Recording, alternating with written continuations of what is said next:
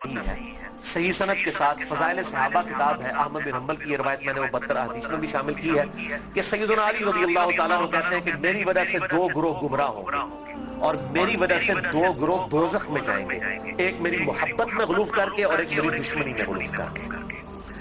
تو یہ سیدنا علی کا قول ہے، اور یہ محدثین کا پیٹ رول ہے کہ اگر کسی صحابی کا قول غیبی خبر سے متعلق ہو تو یہ امپلائیڈ ہوتا ہے کہ یہ نبی کے بتانے پر ہی موقوف ہے، یعنی نبی نے خبر دی ہے تب ان کو یہ مستقبل کی خبر پتا، ورنہ نبی کے علاوہ تو کسی کے پاس علم غیب نہیں نہ ہوتا اللہ تعالیٰ کی طرف سے۔ کوئی اور شخص تو یہ دعویٰ نہیں کر سکتا میرے اوپر وحی نازل ہوتی ہے، تو نبی کو جتنا اللہ تعالیٰ علم غیب دیتا ہے، غیب پر اطلاع دیتا ہے، وہ امت تک پہنچا دی جاتی ہے۔ تو سیدنا علی جب یہ قول بیان کر رہے ہیں تو یقیناً یہ موقوف ہے نبی صلی اللہ علیہ وسلم کے بتانے کے اوپر۔ تو یہ 2 ایکسٹریم رویے امت میں آج تک موجود ہیں، لیکن اب مسئلہ یہ ہوتا ہے کہ چونکہ فرقہ واریت ہو جاتی ہے تو اہل سنت سے اگر آپ پوچھیں گے وہ کہیں گے جی وہ جس دوزخ میں جس گروہ نے جانا ہے نا وہ یہ رافضی شیعہ ہے، دیکھیں سیدنا علی کے بارے میں کتنا غلو کرتے ہیں۔ اچھا آپ شیعہ سے جا کے پوچھیں وہ کہیں گے کہ جس بندے جنہوں نے حضرت علی کی دشمنی میں دوزخ میں جانا ہے وہ اہل السنہ ہے۔ یہ دیکھیں کہ یہ حضرت علی کی جب شان بیان ہونی شروع ہوتی ہے تو یہ شیعت کا فتویٰ لگا دیتے ہیں، ٹھیک ہے۔ تو یہ دونوں ایکسٹریم رویے ہیں۔ اہل سنت کے ہاں بھی ناسبی موجود ہے جو سیدنا علی سے بغض رکھتے ہیں، آج تک موجود ہے، اور ان کی زیادہ تر تعداد جو ہے وہ اہل حدیث اور دیوبند مکتب فکر کے اندر موجود ہے۔ آپ کچھ بریلیوں میں بھی ایک کا دکا دانے آنے شروع ہو گئے، اور اسی طریقے سے جو رافضیوں کی اکثریت ہے وہ اہل تشیع کے ہاں پائی جاتی ہے جو کہ سیدنا علی کے بارے میں غلو کرتے ہیں۔ اہل سنت کا درمیان میں مسلک ہے اس حوالے سے، اور اس میں میں وہ امام شافعی کا شعر کوٹ کروں گا ضرور، جو انہوں نے دیوان الشافعی ان کا اپنا دیوان چھپا ہوا ہے، اس میں کوئی سند کی ضرورت نہیں ہے، اور تمام ائمہ محدثین نے اپنی حدیث کی کتابوں میں اس قول کو نقل کیا ہے، اسماء الرجال کی کتابوں میں اس قول کو نقل کیا ہے۔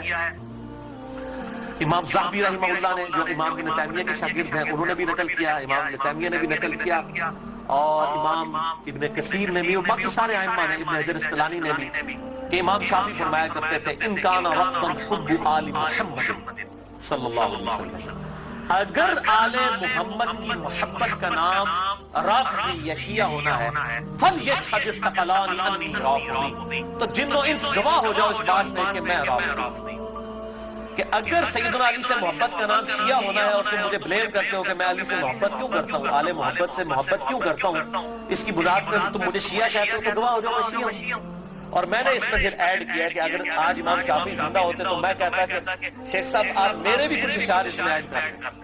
آپ نے تو کہا نا کہ اگر اہل بیت کی محبت کا نام رافضی یا شیعہ ہونا ہے تو میں ہوں رافضی، تو میں یہ کہتا ہوں کہ اگر نبی صلی اللہ علیہ وسلم کی محبت کا نام اگر وہ غلو کے درجے میں نہ ہو، بریلوی ہونا ہے تو میں بریلوی ہوں، اگر صحابہ کرام سے عقیدت کا نام اگر غلو کے درجے میں نہ ہو، یہ شرط ہے، ادھر بھی معصومیت نہ کلیم کر دی جائے دیوبند کی طرح، اگر اس کا نام دیوبندی ہونا ہے تو میں دیوبندی ہوں، اور اگر کتاب و سنت کے منہج کو اور اجماع کو حجت مانتے ہوئے فائنل اتھارٹی ماننا اور اس کے مقابلے پر کسی کی بات کو حجت نہ سمجھنا اہل حدیث ہونا ہے تو میں اہل حدیث ہوں۔ تو یہ صرف ایک سمجھانے کے لیے ایک جملوں کے طور پر ہے، باقی الحمدللہ ہم مسلمان ہیں اور ہمیں اسی پر فخر محسوس کرنا چاہیے۔ اللہ تعالیٰ نے ہمیں مسلم پیدا فرمایا، وَسَمَّاكُمُ الْمُسْلِمِينَ، اس نے نام بھی ہمارا مسلمان رکھا ہے، ہمیں اسی پہ فخر محسوس کرنا چاہیے۔ باقی جو یہ فکر کی بات ہوتی ہے، اگر اصحاب الحدیث یا اہل سنہ کی فکر محدثین نے استعمال کی تو یہ فکر کے طور پر تھا، کبھی یہ مسجدوں کے باہر اس طریقے سے تفریق نہیں کی جاتی تھی جس طرح آج کل ہو چکی ہے، اور آج کل بھی ہر جگہ نہیں ہے، پورے سعودیہ میں اس طرح کی تفریق نہیں ہے کہ مسجد کے باہر آپ کو اس طرح کی چیزیں ملے، یا ملیشیا کے اندر جن ملکوں کے اندر تھوڑی ہوش آئی ہے تو ان چیزوں سے چیزیں پاک ہیں، اور ایون ہمارے جو یورپ اور امریکہ کے اندر اگرچہ فرقوں کے نام پہ مسجدیں بنی ہیں لیکن کم از کم وہاں پہ اتنی ٹالرنس ہے کہ لوگ تمام کے تمام لوگ ایک جگہ پہ نماز پڑھتے ہیں، ایک دوسرے کے پیچھے نماز پڑھتے ہیں۔ یہ یہاں پر لعنت ہے انڈیا، پاکستان اور بنگلہ دیش کے گندے کلچر کے اندر کہ یہاں پر لوگ جو ہے وہ مطلب اس طرح فرقوں میں بٹے ہوئے ہیں کہ ایک دوسرے کے پیچھے نماز بھی نہیں پڑھتے۔ آج مجھے ایک بھائی کا فون آیا، اکثر لوگ سوال کر رہے ہوتے ہیں فلاں کے پیچھے نماز ہو جاتی، فلاں کے پیچھے نماز ہو جاتی، میں ان کو ایک ہی جملہ بولتا ہوں کہ میرے بھائی جس کو آپ کافر نہیں کہہ رہے نا اس کے پیچھے نماز ہو جاتی ہے۔ آپ نے اگر یہ اناؤنسمنٹ کرنی ہے کہ اس کے پیچھے نماز نہیں ہوتی تو اس کو پہلے کافر ڈکلیئر کریں۔ اگر آپ نے یہ جرت نہیں ہے نا آپ مسلمانوں سے سمجھ رہے ہیں نا, اہل البدع سمجھ رہے ہیں, کلمہ کو مشرک سمجھ رہے ہیں, کچھ بھی سمجھ رہے ہیں, کافر کہنے کی آپ کو جرات نہیں ہے نا, تو سمجھ لیں کہ وہ مسلمان ہے. اب وہ مسلمان ہے, وہ اہل بدعت میں سے بھی ہو سکتا ہے, کلمہ کو مشرک بھی ہو سکتا ہے, ٹھیک ہے, کچھ بھی ہو سکتا ہے, جب تک وہ کافر نہیں ہے اس کے پیچھے نماز درست ہے. یہ ہے بالکل موٹا سا فارمولہ. اور اگر آپ سمجھتے ہیں کہ اس طریقے سے لوگوں کو اسلام سے باہر نکالنا ہے, تو میرے بھائی پھر ٹھیک ہے, آپ سعودیہ والوں کو بھی اپلیکیشن دیں, کہ اہل حدیث اپلیکیشن دے دیں کہ جی بریلوی مشرک ہیں, دیوبندی بھی چونکہ تقلید کرتے ہیں وہ بھی مشرک ہیں, شیعہ بھی مشرک ہیں, لہٰذا جو ہے چونکہ حرم کے اندر جو ہے وہ مشرکین کا داخلہ ممنوع ہے, لہٰذا سوائے اہل حدیث کے کسی کو حج کرنے کی اجازت نہ دی جائے. اپلیکیشن دیں, اور اگر وہ آپ کی اپلیکیشن قبول نہ کریں تو پھر آپ وہی فتویٰ لگائیں کہ اگر وہ نہیں قبول کر رہے تو وہ بھی مشرک, جو حرم میں آنے دے رہا ہے مشرک کو وہ بھی مشرک, اور امام کعبہ جو ان کی لیڈرشپ کر رہا ہے اور اس کے خلاف بول نہیں رہا وہ بھی مشرک. پھر تو بھائی میرے فارمولے آپ لگانے شروع کرتے ہیں.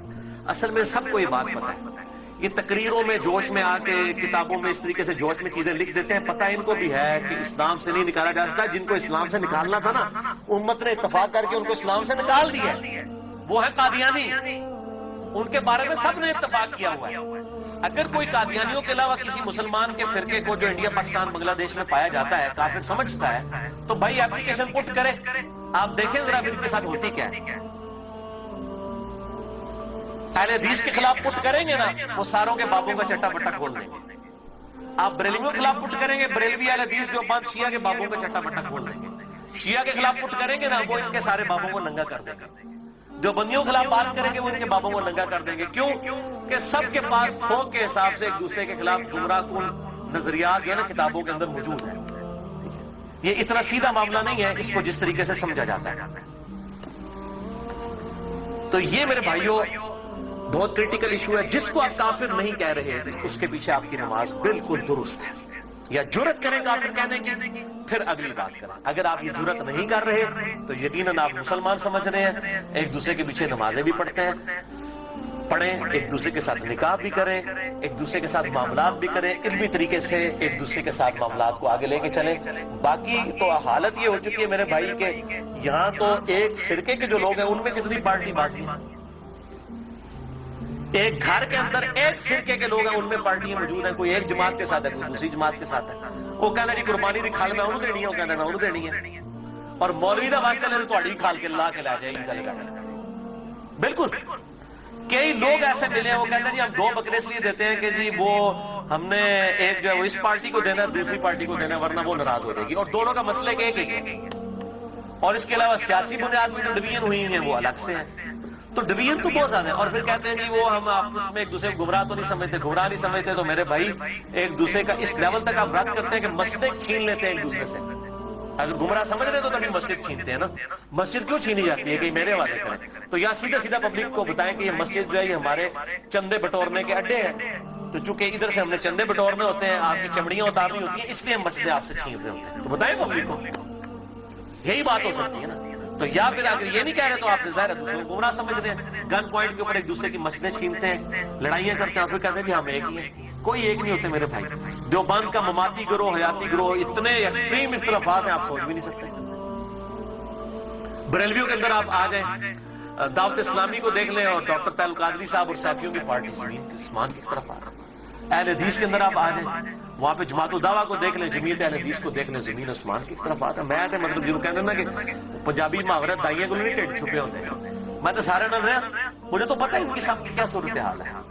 چندوں کی بنیاد کے اوپر لڑائیاں ہوتی ہیں, اور بعض اوقات جو ہے وہ اسلحہ تک نکال لیا جاتا ہے, مسجدوں کے اوپر قبضہ کر لیا جاتا ہے, مسجدیں بند ہو جاتی ہیں. ہمارے خود اسلام آباد میں ایک اہل حدیث کی مسجد 1 سال تک بند رہی ہے, صرف 2 پارٹیوں کے جھگڑے کی وجہ سے. اور پھر الٹیمیٹلی جو ہے وہ بڑی مشکل کے ساتھ ایشو جو ہے وہ ریزالو ہوا. اور اس حد تک ہو گئی کہ امام مسجد کو دھمکی لگائی جاتی تھی, اگر تو نے ادھر جا کے امامت کرائی نا تو تیری لتا پان جائیں گے, اس لیول تک. اور اس مسجد کے دائیں طرف ایک پارٹی نے خیمہ لگایا, بائیں طرف ایک پارٹی نے خیمہ لگایا, دونوں جو ہے وہ نمازیں پڑھا رہے ہیں, اور دونوں نے اب سپیکر لگائے ہوئے ہیں اور ایک دوسرے کی طرف روک کیے ہوئے, نمازی اندر 4-5 ہیں. یہ حالت ہے مولویوں کی. تو میں یہ سمجھتا ہوں کہ اسلام کے خلاف سب سے بڑی سازش جو ہے نا یہ علماء ہے. اور یہ بات میری بری نہ مانیے گا, سورہ الاعراف کے اندر اللہ تعالیٰ نے آیت نمبر 175 آن ورڈ اگر آپ پڑھنا شروع کریں گے تو اللہ تبارک و تعالیٰ نے علماء سو کی مثال جو ہے کتے کی سے کی ہے. اللہ تعالیٰ ماتا ہے جو علماء بلعام بن باورا ایک بہت بڑا عالم تھا یہودی، اس کی مثال اللہ تعالیٰ نے دی ہے کہ اس کی مثال کتے کی سی ہے کہ اس کو کوئی چیز ملتی ہے تب بھی یہ زبان ہانپتا رہتا ہے، نہ ملے تب بھی ہانپتا رہتا ہے. کوئی لالچ، یعنی کتے کا کام یہ ہے کہ وہ لالچ میں زبان باہر نکال کے رکھے، چاہے پیٹ بھرا ہوا ہو یا نہ ہو. علماء کی مثال اللہ تعالیٰ نے کتے کی دی ہے قرآن حکیم کے اندر. آپ اندازہ کریں کتنی سخت مثال ہے. ہم بھی یہ بات کرتے ہیں، پنجابی جب محاورہ ہے کتی چورانا رلی ہے، سنے ہیں نا؟ یعنی چور سے بچانے کے لیے، گھر کی حفاظت کے لیے کتا رکھا جاتا ہے. جب کتا ہی چوروں کو بتانا شروع کر دے کہ فلاں قیمتی مال فلاں جگہ پہ اس کو لوٹ لو، تو اس کو پنجابی میں کہا جاتا ہے کتی چورانا رل گئی ہے. یعنی کتا جو ہے وہ الٹا چوروں کے ساتھ مل گیا ہے. ہمارے علماء کی بھی مثال یہی ہے، وہ علماء جو اپنی پبلک کو یہ کہہ رہے ہیں قرآن و سنت ٹریک نہ پڑھنا گمراہ ہو جاؤ گے. تو یہ اس سے بڑی کیا دشمنی ہے؟ ہم غیر مسلم کو کیسے قرآن پیش کریں گے اگر ہم اپنے مسلمان بھائی کو یہ کہہ رہے ہیں قرآن ٹریک نہ پڑھنا گمراہ ہو جاؤ گے؟ کیوں کہہ رہے ہوتے ہیں؟ کیونکہ ان کو پتہ ہے قرآن میں وہ کچھ لکھا ہے جو ہمارے عقیدوں، ہمارے بابوں کے عقیدوں کے خلاف ہے. اگر یہ بات کریں گے تو گمراہی ہوگا. تو یہ جو پٹی پڑھا رہے ہیں، مجھے پتہ ہے اس سے بڑے اسلام کے دشمن کون ہیں. اب آپ ان کی پگڑیوں سے، داڑیوں سے، تسبیحوں سے، ان کی شکلوں سے دھوکہ نہ کھائیں. اسلام کے بہت بڑے دشمن ہیں یہ لوگ. اللہ تعالیٰ ان کے شر سے محفوظ فرمائے. تو بات کہاں سے کہاں نکل گئی. اللہ تعالیٰ فرماتا ہے ہم نے ماں باپ، ان کو ماں اور بیٹے دونوں کو جہان والوں کے لیے بہت بڑی نشانی بنایا تھا.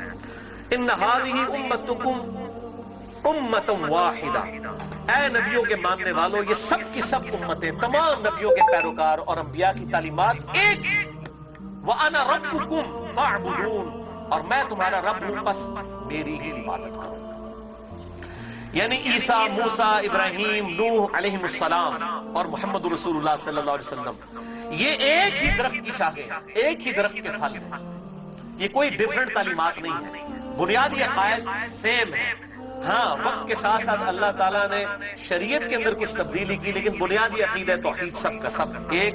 اور وہی اللہ تعالیٰ نے بات کر دی، وَأَنَا رَبُّكُمْ، اور میں ہوں تمہارا رب، فَاعْبُدُونِ، بس میری عبادت کرو. وَتَقَطَّعُوا أَمْرَهُمْ بَيْنَهُمْ، مگر لوگوں نے پارا پارا کر دیا آپس میں دین کو. کُلٌّ إِلَيْنَا رَاجِعُونَ، سب کے سب کو لوٹ کر ہمارے پاس آنا ہے. اللہ تعالیٰ فرماتا ہے ہم نے ایک دین دیا تھا لیکن لوگوں نے فرقے بنا لیے. ایک تو یہ انبیاء کے نام پر یہ تقسیمیں ہوئی، اور بعد میں پھر نبیوں کے ماننے والوں میں بھی بزرگوں کے نام پہ تقسیمیں ہو گئی. یعنی آج عیسائی، یہودی اور مسلم نبیوں کے نام کے اوپر اپنے آپ کو ڈیوائیڈ کیا ہوا ہے نا، حالانکہ تعلیمات ایک ہیں. اور ہم کیوں اپنے آپ کو بہتر سمجھتے ہیں؟ ہم کسی نبی کا ڈینائی نہیں کرتے. لا نفرق بین احد من رسلہ، ہم ایمان لانے میں کسی نبی میں فرق نہیں کرتے. لیکن یہودیوں کو دیکھیں، حضرت عیسیٰ کا انکار کرتے ہیں، محمد رسول اللہ کا انکار کرتے ہیں صلی اللہ علیہ وسلم. عیسائیوں کو دیکھیں، حضرت موسیٰ کو بھی مان رہے ہیں، حضرت عیسیٰ کو بھی مان رہے ہیں، ہمارے نبی کا انکار کر رہے ہیں. تو انہوں نے اپنی پگڈنڈی الگ کر لی. اور ہمیں کیا تعلیم دی گئی کہ ہم عیسیٰ علیہ السلام کو بھی ویسے ہی پیغمبر مانتے ہیں جس طرح کہ اپنے محبوب صلی اللہ علیہ وسلم کو مانتے ہیں. ہمارے نزدیک نبی صلی اللہ علیہ وسلم کا انکار کرنے والا بھی ویسے ہی کافر ہے جس طرح کسی ایک پیغمبر کا انکار کرنے والا کافر ہے. سیم یہ اللہ تعالیٰ. لیکن پھر امت کے اندر کیا ہوا؟ نبی صلی اللہ علیہ وسلم تو چلے گئے، اور آپ صلی اللہ علیہ وسلم کے بعد وقت جب گزرتا گیا، لوگوں نے اپنے بزرگوں، بابوں کے نام کے اوپر فرقے کھڑے کرنا شروع کر دی. اس میں بزرگوں کا قصور نہیں تھا. یعنی امام حنیفہ، امام شافعی، امام احمد بن حنبل، امام مالک رحمہ اللہ اجمعین علیہم السلام رضی اللہ عنہم اجمعین، ان کا کوئی قصور نہیں ہے. انہوں نے کہیں نہیں کہا کہ ہمارے ناموں کے اوپر آپ فرقے بنائیں، اپنے ہمارے ناموں کے اوپر چیزوں کو ڈیوائیڈ کر دیں. ان کی کہیں یہ تعلیمات نہیں تھی. ان کی تعلیمات تو یہ تھی کہ اللہ اور اس کے محبوب صلی اللہ علیہ وسلم کو فالو کیا جائے، اللہ اور اس کے محبوب صلی اللہ علیہ وسلم کی تعلیمات کو لے کر چلا جائے. انہوں نے کہیں نہیں کہا کہ ہمارے ناموں کے اوپر آپ فرقے بنائیں. تو میں ان کو کنڈیم نہیں کر رہا. آج جب ہم عیسائیوں کو کنڈیم کرتے ہیں، معاذ اللہ استغفر اللہ، ہمیں کبھی گمان بھی نہیں ہوتا کہ حضرت عیسیٰ علیہ السلام کی ہم توہین کر رہے ہیں. ہم تو کہہ رہے ہوتے ہیں کرسچینٹی غلط ہے، عیسیٰ علیہ السلام تو وجیہاً فی الدنیا والآخرہ، ان کا کون انکار کر سکتا ہے؟ ان سے تو ہم محبت کرتے ہیں، ان کی محبت کو ہم اپنے ایمان کا حصہ سمجھتے ہیں. لیکن ان بزرگوں کے نام کے اوپر فرقے بننا شروع ہوئے. پھر آگے چلتا رہا کام، یہاں تک پہنچا کہ اب آپ دیکھیں کہ اس حالت تک بگاڑ آ چکا ہے کہ انڈیا پاکستان کے اندر ایک امام حنیفہ رحمہ اللہ کے نام پہ فرقہ بنانے والے لوگوں کی اپنی حالت یہ ہو گئی ہے، انہوں نے اپنے ادھر جو 14ویں صدی کے دو بابے تھے ان کے نام کے اوپر فرقے بنا لیے، بریلوی اور دیوبندی.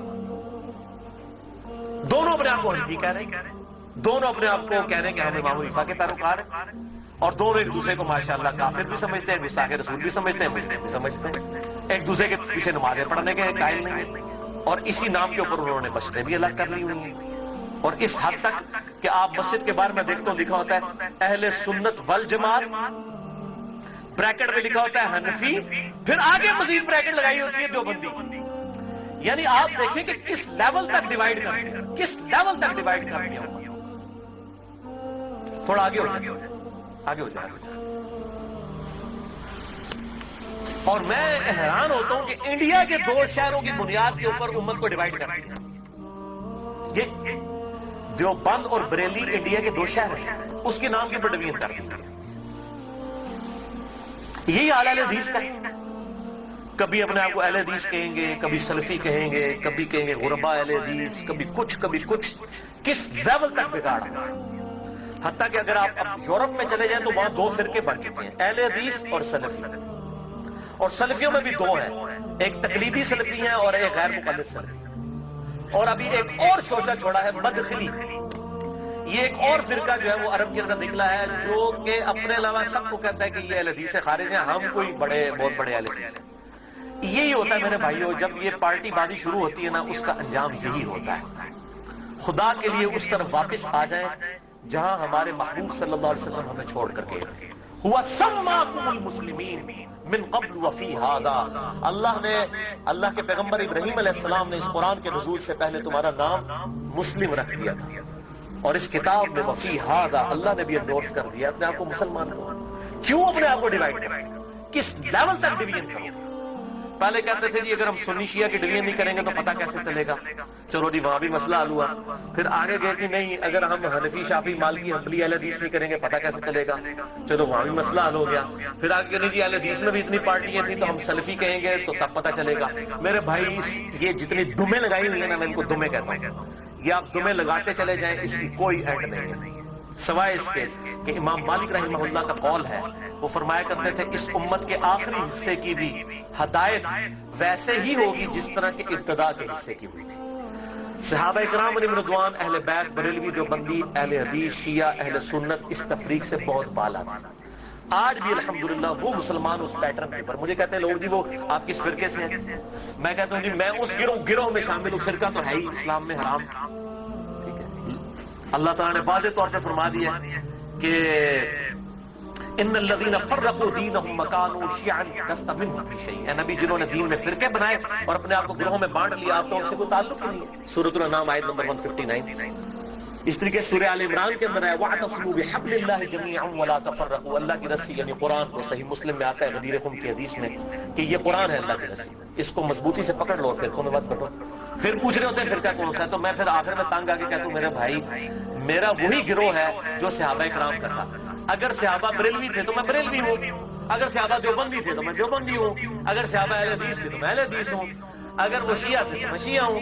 کہتے نہیں جی صحابہ تو مسلمان ہی سن، لیکن ہون لوڑ پہنتی ہے. تو میں کہتا ہوں میرے بھائی آج ضرورت کس طرح پڑ رہی ہے؟ اگر آج ضرورت پڑ رہی ہے تو نبی صلی اللہ علیہ وسلم کا کام تھا یہ امت کو بتا کے جاتے کہ میرے بعد یہ ہوگا، جو اس فرقے کا نام ہوگا وہ صحیح ہوگا. بتائیں.